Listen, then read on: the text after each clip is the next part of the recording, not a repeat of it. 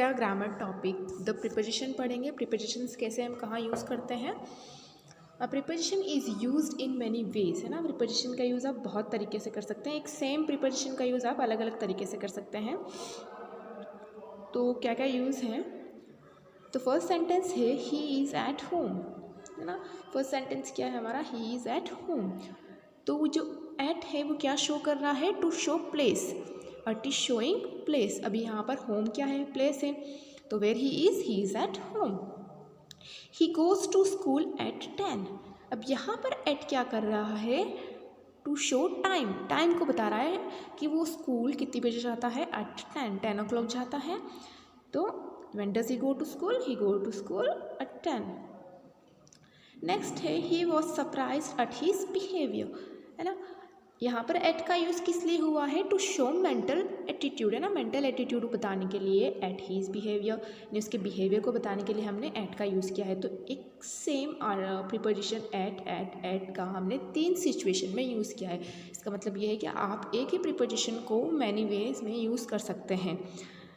यहाँ देखिए see here that at is used in 3 different forms, है ना। एट का हमने 3 डिफरेंट फॉर्म में यूज़ किया है।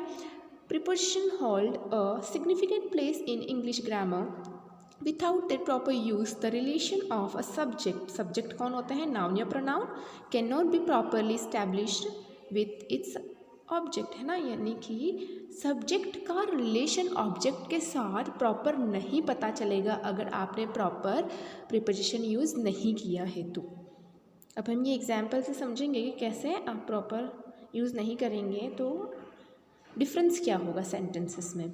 Sometimes in the absence of preposition real meaning of sentence is changed, है ना। अगर प्रिपोजिशन नहीं लगाएंगे तो सेंटेंस कैसा साउंड करेगा और प्रिपोजिशन लगाएंगे तो कैसा साउंड करेगा। यहाँ पर इसने कुछ एग्जाम्पल देके सोल्व किया है, बताया है।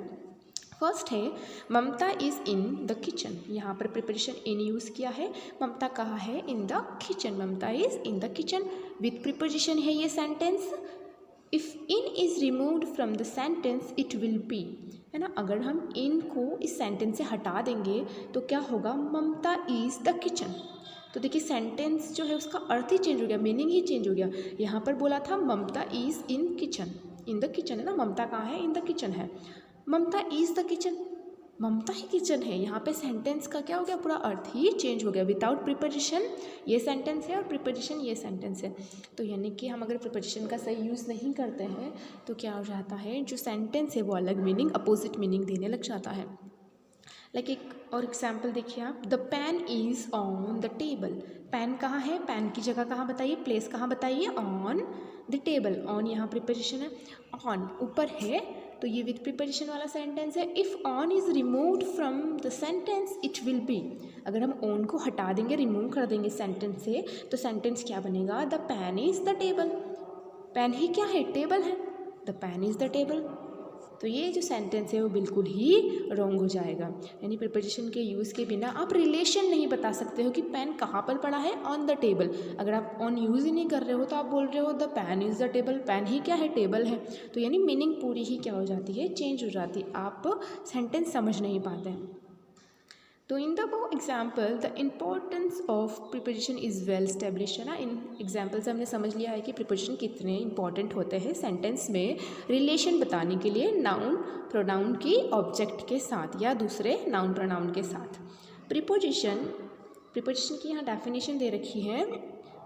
In a sentence, a preposition is word placed before a noun or a pronoun to show its relation with another noun or pronoun, है ना। preposition क्या करता है, नाउन और प्रोनाउन का रिलेशन बताता है दूसरे नाउन या प्रोनाउन के साथ, या फिर आप बोल सकते हो ऑब्जेक्ट के साथ। तो ये हमारा क्या हो गया कि प्रीपोजिशन हम किस प्रकार से यूज़ करते हैं। Main preposition and there uses. अब हम कुछ प्रीपोजिशन पढ़ेंगे और उनके यूज़ हम कहाँ कहाँ करते हैं, कंडीशंस क्या होती है उसके बारे में पढ़ेंगे। तो फर्स्ट प्रीपोजिशन हम पढ़ने वाले हैं एट। एट का यूज़ आप कहाँ करते हो, क्या चीज़ इंडिकेट करता है ना। At to indicate a point of time, है ना। एट का यूज़ हम कहाँ करते हैं, to indicate a point of time. Point of time को बताने के लिए हम क्या करते हैं, इसका यूज़ करते हैं। पॉइंट ऑफ टाइम क्या होता है, exact time of a clock preposition and there uses, है ना। प्रीपोजिशन का हम कहाँ कहाँ यूज़ करते हैं और कौन कौन से प्रीपोजिशन इंपॉर्टेंट है वो हम पढ़ेंगे। तो फर्स्ट प्रीपोजिशन हमारा है एट। एट का यूज़ हम कैसे करते हैं, at to indicate a point of time, है ना। एक एट का यूज़ हम क्या करते हैं, पॉइंट ऑफ टाइम को इंडिकेट करने के लिए, बताने के लिए। अब पॉइंट ऑफ टाइम क्या होता है, exact time of clock. Clock में जो एग्जैक्ट टाइम बताती है क्लॉक, वो टाइम अगर दे रखा है सेंटेंस में, या नेम ऑफ अ डेज दे रखे हैं, मंथ दे रखा है, ईयर्स दे रखा है, ऐसे अगर दे रखे हैं सेंटेंस में डायरेक्टली, तो आप वहाँ पर एट का यूज़ ही करेंगे। Before the time duration of 24 hours any work during some time or before festival's name to express duration, look the following examples। और कहाँ कहाँ यूज़ कर सकते हैं, अगर 24 आवर्स के टाइम में से कोई टाइम दे रखा है, या फिर बिफोर फेस्टिवल्स नेम भी आपको क्या यूज़ करना है, इसको यूज़ करना है, एट को यूज़ करना है।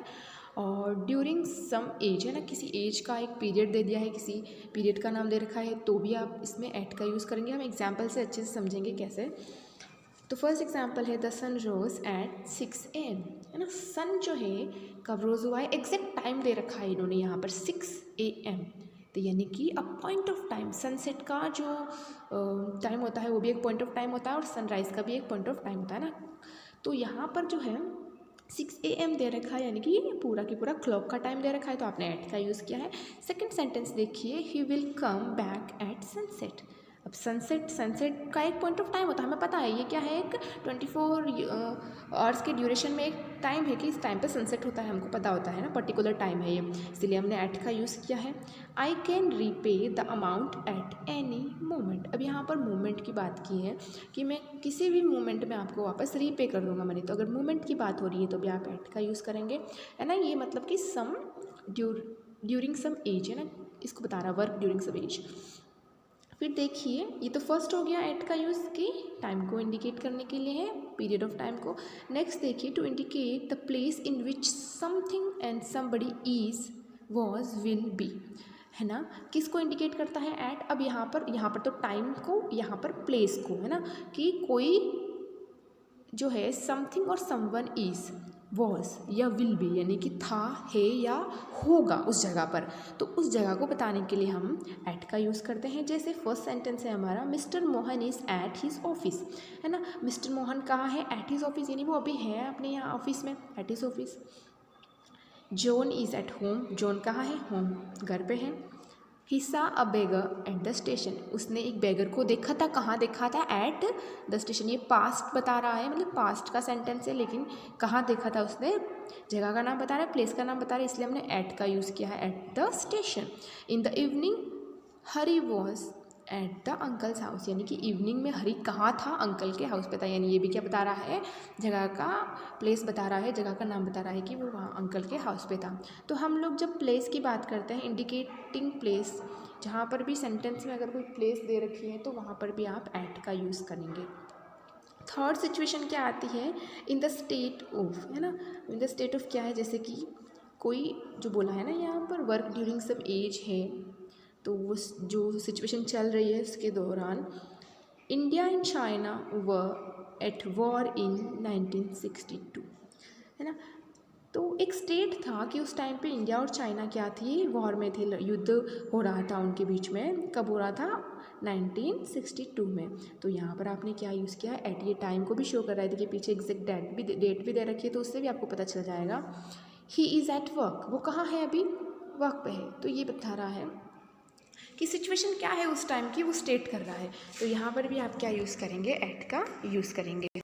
फोर्थ यूज़ जो आता है वो है to show speed, rate and temperature. अगर सेंटेंस में कोई स्पीड दे रखी है, रेट दे रखी है, या फिर टेम्परेचर की बात कर रखी है, तो वहाँ पर भी आप एट का यूज़ करेंगे। जैसे कि हम एग्जांपल देख ले, she drove her car eight 70 km/h। उसने अपनी कार जो है वो कितने किलोमीटर पर घंटे चलाई थी, 70 km/h। तो यहाँ पर देखिए 70 किलोमीटर आ गया, तो आपको क्या यूज़ करना है, एट यूज़ करना है। नेक्स्ट सेंटेंस देखिए, water boils at 100 degree celsius, है ना। हॉट वाटर जो है वो बॉयल कितने पे होता है, तो 100 डिग्री सेल्सियस। तो यहाँ पर देखिए किसका टेम्परेचर की बात आ गई, तो आपने एट का यूज़ कर लिया। तो इस तरीके से अगर स्पीड, रेट और टेम्परेचर की बात होती है, जैसे कि यहाँ पर रेट की बात हो रही है एट 20 रुपीज़ अ किलो है ना, 20 रुपीज़ किलो कोई चीज़ मिल रही है, तो आप एट का यूज़ करेंगे। तो ये 4 यूजेस थे एट के। नेक्स्ट प्रिपरेशन हम देखेंगे इन का यूज़ हम कहाँ कहाँ करते हैं। फर्स्ट यूज़ है before name of the month, season and years. अगर सेंटेंस में क्या आ जाए, किसी मंथ का, सीज़न का और ईयर का नेम आ जाए, तो आप क्या करेंगे, वहाँ पर इन प्रिपोजिशन का यूज़ करेंगे। जैसे कि फर्स्ट सेंटेंस है आई वॉज बोर्न इन 2008। मैं कब बोर्न हुआ था, मेरा जन्म कब हुआ था, इन 2008। नेक्स्ट है वी टुक एग्ज़ाम्स इन मार्च। हमने एग्ज़ाम्स कब लिए थे, इन मार्च। महीने की बात हो रही है, यहाँ पर ईयर की हुई, यहाँ मंथ की हुई है ना। तो if he is going out this morning, he is going out this morning है ना। He comes here every day. यहाँ पर देखिए क्या बता रखा है इसने, if this, last, next, every etcetera are mentioned before time. यानी टाइम से पहले, जैसे कि यहाँ मॉर्निंग से पहले दिस आया है, यहाँ पर एवरी डे से पहले है ना, एवरी डे से पहले हियर आया है ना। तो यानी ये जो वर्ड है ना, एवरी डे आ रहा है, डे से पहले एवरी आया है। तो ये वर्ड अगर आते हैं टाइम से पहले, यानी इन वर्ड से पहले है ना, आर मैंशन बिफोर टाइम, तो at, on, in is not used. तो आप एट, ऑन और इन में से कोई भी चीज़ यूज़ नहीं करोगे। किस सिचुएशन में, जब इफ़ दिस, लास्ट, नेक्स्ट और एवर, ये सारी चीज़ मैंशनड बिफोर टाइम, टाइम से, ये मॉर्निंग टाइम है, डे यहाँ पर एवरी डे टाइम बता रखा, इनसे पहले अगर ये 4 वर्ड आते हैं तो आप इन प्रीपोजिशन का यूज़ सेंटेंस में नहीं करेंगे। नेक्स्ट है बिफोर मॉर्निंग, इवनिंग, आफ्टरनून। यानी ये तीनों टाइम के लिए आप किसका यूज़ करेंगे, इनका यूज़ करेंगे। I shall go to school in the morning, meet me in the afternoon. यानी ये सारी चीज़ें बताने के लिए आप किसका यूज़ करेंगे, इनका। किन किन को, मॉर्निंग, इवनिंग और आफ्टरनून का। अब देखिए, but at is used with night, dawn, dusk, daybreak. But ये चारों अगर वर्ड आते हैं तो इनके साथ आप एट का यूज़ करेंगे। The thieves start their work at night ना। थीव्स जो है अपना वर्क कब करते हैं, एट नाइट में करते हैं। तो आपको ये थोड़ा सा ध्यान रखना है, क्योंकि इन और एट में बहुत ज़्यादा कन्फ्यूज़न हो जाता है। ये दोनों ही टाइम को बताते हैं है ना, मंथ को भी बता देते हैं, ईयर को भी बता देते हैं। तो इसमें आपको थोड़ा सा कन्फ्यूज़न होगा, तो इसको ध्यान रखना आप कि एट का यूज़ किस टाइम को बताने के लिए कर रहे हैं, नाइट, डॉन, डस्क और डे ब्रेक की बात करेंगे, तो फिर आप इसका यूज़ करेंगे, इनका यूज़ करेंगे। If there is a mention of name of week, on is used as on Sunday morning, on Tuesday night। अब ऐसा भी होगा कि अगर आपके सेंटेंस में क्या है, वीक का नेम यानी संडे, मंडे, ट्यूसडे कोई भी नेम मेंशन कर रखा है, तो उसके आगे आपको ऑन लगाना है। जैसे कि on Sunday morning, on Tuesday night है ना, तो इसकी जगह आप क्या लगाएंगे, ऑन लगाएंगे। अभी देखिए सी, थर्ड यूज़ क्या है, before a period of time है ना।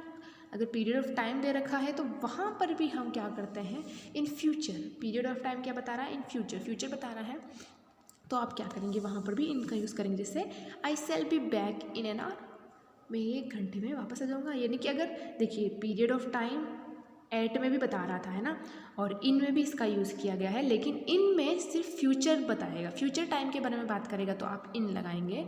जैसे कि यहाँ पर फ्यूचर का कैसे पता चल रहा है, सेल का यूज़ हुआ है ना, I shall be back in an hour है ना, 1 घंटे से पहले मैं आ जाऊँगा। I shall be ready in a moment, मैं जल्दी से रेडी हो जाऊँगा, 1 मोमेंट में ही रेडी हो जाऊँगा है ना। तो इस तरीके से आपको ये इन का यूज़ करना है। फोर्थ जो है, to indicate something being in certain situation.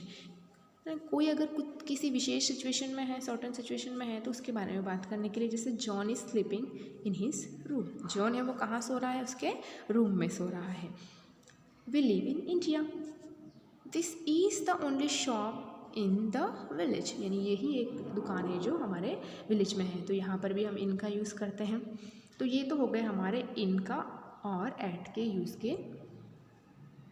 अब हम देखेंगे ऑन का यूज़ हम कहाँ करते हैं, बिफोर डेज एंड डेट्स है ना। कोई डे दे रखा है या डेज दे रखे हैं, तो हम किसका यूज़ करेंगे, ऑन का यूज़ करेंगे। जैसे note prior to days and dates means point of time, है ना। ये भी क्या हो गया, पॉइंट ऑफ टाइम में ही फॉल होता है अगर आप किसी डेज की और डेट के बारे में बात करेंगे तो भी, है ना। तो नेक्स्ट देखिए, Ram will go to Jaipur on Monday. Ram Jaipur कब जाएगा, ऑन मंडे। यहाँ पर डे की बात हुई है ना। नेक्स्ट देखिए, we celebrate the independence day on 15th of August। हम लोग इंडिपेंडेंस डे कब सेलिब्रेट करते हैं, तो यहाँ पर क्या होगी, डेट दे रखी है इसलिए हमने ऑन का यूज़ कर लिया है। तो इस तरीके से डेट और डे अगर दे रखा हो डायरेक्टली तो आप क्या करेंगे, ऑन का यूज़ करेंगे। To indicate the position of a thing with another thing having surface in contact. ये अभी बहुत इंपॉर्टेंट है कि आप क्या करेंगे, किसी की पोजिशन, किसी की जगह बताने के लिए, स्थिति बताने के लिए, किसी वस्तु की दूसरे वस्तु के साथ जो कि सरफेस में एक दूसरे को टच कर रहे हैं ना, तो आप क्या यूज़ करेंगे, ऑन करेंगे। जैसे the book is on the table, यानी कि बुक जो है वो कहाँ है, टेबल पे है, यानी बुक क्या कर रही है, टेबल को टच कर रही है ना, उसके सरफेस पे उनका कांटेक्ट हो रहा है, तो आप ऑन का यूज़ करेंगे। The picture are on the wall, the pictures are on the wall, pictures कहाँ है, दीवार पे हैं, तो यानी पिक्चर और दीवार दोनों ही एक दूसरे को टच कर रही है ना। He is sitting on the grass, कहाँ पे बैठा है, ऑन द ग्रास बैठा है ना। ग्रास और उसकी बॉडी दोनों एक दूसरे को टच करिए, यानी जब सरफेस एक दूसरे को टच करते हैं, कांटेक्ट करते हैं, तो आप ऑन का यूज़ करेंगे। फिर नेक्स्ट देखिए, इनटू का यूज़ कैसे होता है ना, to express moments of a thing within, है ना।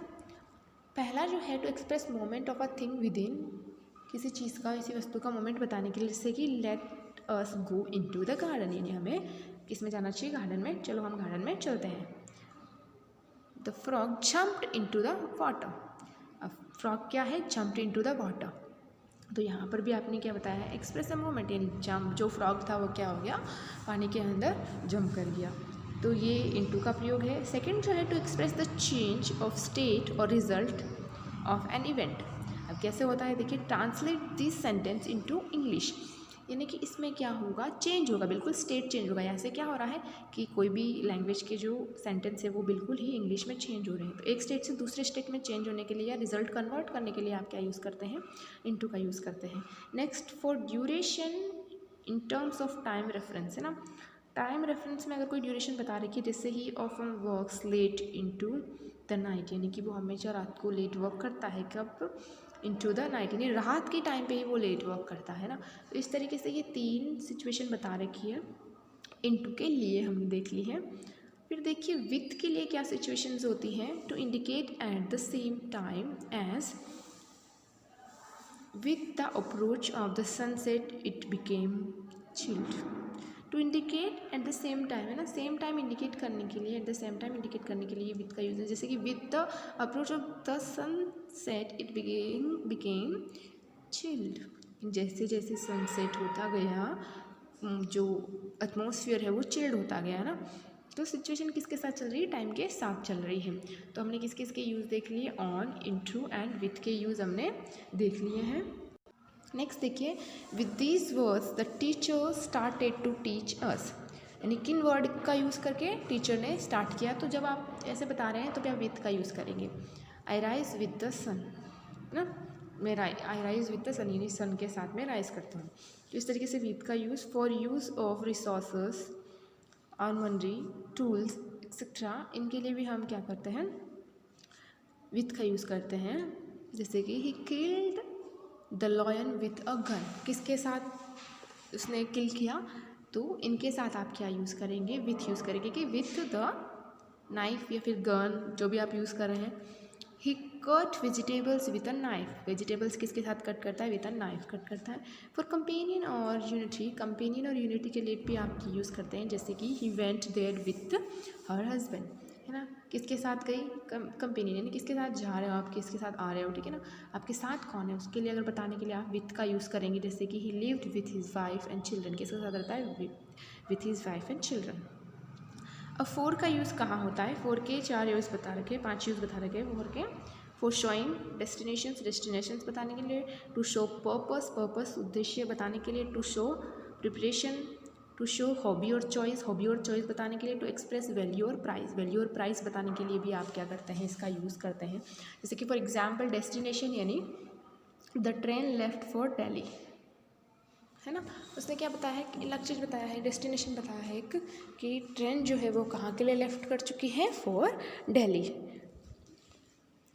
फिर पर्पस देखिए, some people live for others, कुछ लोग जो होते हैं वो किस पर्पस के लिए, किसके लिए जीते हैं, दूसरों के लिए जीते हैं। तो यहाँ पर पर्पस की बात हो रही है तो फिर आप फॉर का यूज़ करेंगे।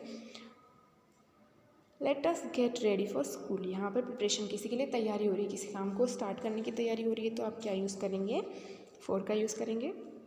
हॉबी और चॉइस बताने के लिए कि he has a taste for painting, यानी उसको पेंटिंग, टेस्ट फॉर पेंटिंग यानी यहाँ वो टेस्ट की बात नहीं कर रहे हैं ना, टेस्ट मतलब कि उनको बहुत अच्छी पेंटिंग आती है। To express value and prices, value और प्राइजेस को एक्सप्रेस करने के लिए भी हम इसका यूज़ करते हैं, जैसे कि I bought this pen for 5 rupees, यानी मैंने ये पेन कितने में ख़रीदा है, सिर्फ 5 रुपये में ख़रीदा है। यानी यहाँ पर हमने किसकी बात की है, पैसों की बात की है ना, वैल्यू प्राइस की बात की है। जैसे कि they sold their house for 20 lakhs, है ना, उन्होंने अपने घर कितने में बेचा, 20 लेक्स में, तो फॉर का यहाँ पर इसलिए यूज़ हुआ है। तो डेस्टिनेशन, पर्पस, प्रिपरेशन, हॉबी और चॉइस, वैल्यू और प्राइस बताने के लिए हम किसका यूज़ करते हैं, फॉर का यूज़ करते हैं। तो ये हमारे सारे यूजेस थे जिसमें हमने क्या क्या पढ़ा है, हमने एट का यूज़ पढ़ा है कि पॉइंट ऑफ टाइम बताने के लिए हम एट का यूज़ करते हैं। फिर हमने इन का भी यूज़ पढ़ा है, इन और एट में ज़्यादा डिफरेंसेस नहीं होते, ज़्यादा प्रॉब्लम इनमें ही होती है, तो इसको अच्छे से समझना है आपको। फिर देखिए हमने ऑन का यूज़ पढ़ा है, इनटू का यूज़ पढ़ा है, विथ का यूज़ पढ़ा है और फॉर का यूज़, हमने 6 प्रिपरेशन इस क्लास में पढ़े हैं। नेक्स्ट हम नेक्स्ट क्लास में पढ़ेंगे